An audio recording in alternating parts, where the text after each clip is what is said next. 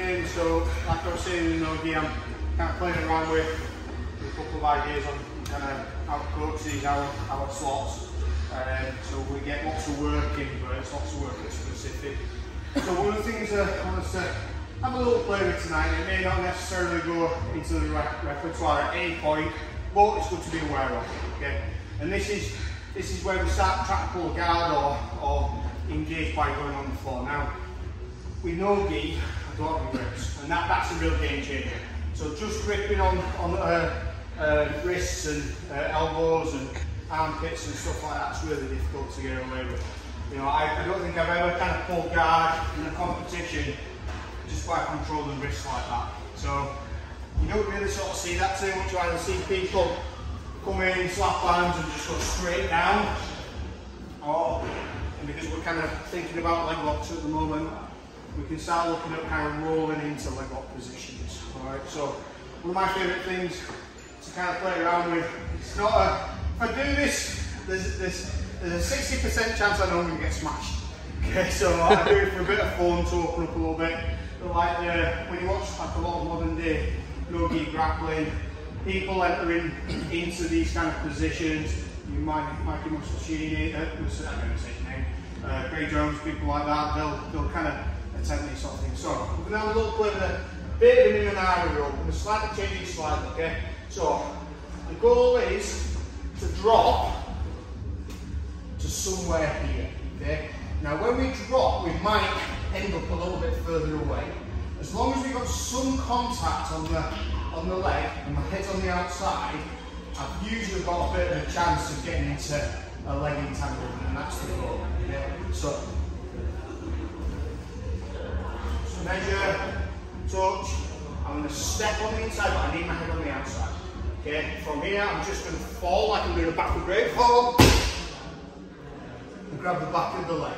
Okay? And from here, it's all about getting my legs involved, because if I don't get my legs involved, he just drops and he's already in like north-south side control position. Okay, so here, I'm going to come up to the sort of same sort of position we did last week, where it's in reverse. Okay? So it's the same position, it's just the other way around. Okay? So instead of facing this way, when I enter, I'm just facing towards Jason Bull. Okay, so just practice getting into this position. Same rules as before, hip off the mat.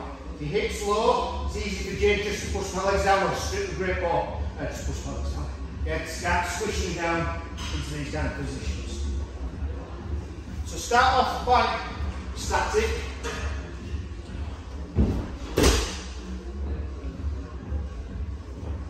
And start moving around a little bit as well. Yeah, here, in. Into some form of, well, into that position, just some form of leg entanglement. Make sense? Have a play. 1, 2, 3. So like the higher your hips are, and the more you get your groin attached to the thigh, the more easier it is to hit the leg lock positions. Or even if you don't like leg locks and you use this to kind of enter into passes, your hips have still got to be high. It's really difficult for me to affect Jay's weight if my hips are down here, because he can just bend his knee. If he bends his knee, it's going to be really difficult to take him off balance. What takes Jason off balance is when my hips are up here, or there's something up here pushing that way, and then I've got control of the foot and keeping that from either stepping back or pulling. Alright, so I enter into my leg lock, come up through, again, a lot of us at the moment can get into this position where the hips are low, sometimes not even attached to the thigh, so get nice and high and attached. Now from here, I'm going to switch my grip, and then I'm going to turn. But I want that cross as close to the hip as possible. Okay? So go back to what we were just saying. I need something close to his hips, push that way, and then I grab this leg so he can't step back. Okay, so up, through, and we enter into this first position. Okay? Which is what we were looking at last week, weren't we? We were going into that straight football position. That way first, so again, in, yeah, up, hips up nice and high, change your grip. See how high my hip is? That cross is attached to the hip, so when I control this ankle from stepping back and I drive this way, not up, can now start looking, going into that straight footlock position which we were doing last week. Okay, we're just going to have a play with that. Alright, the hip thing does take a little bit of time to get used to, so don't worry if it's not straight away, but even if you hit gates, lift it up and try and place that cross as close to the hip as possible, and that's going to help with that taking the pressing down. Right, give it a go. 1, 2, 3.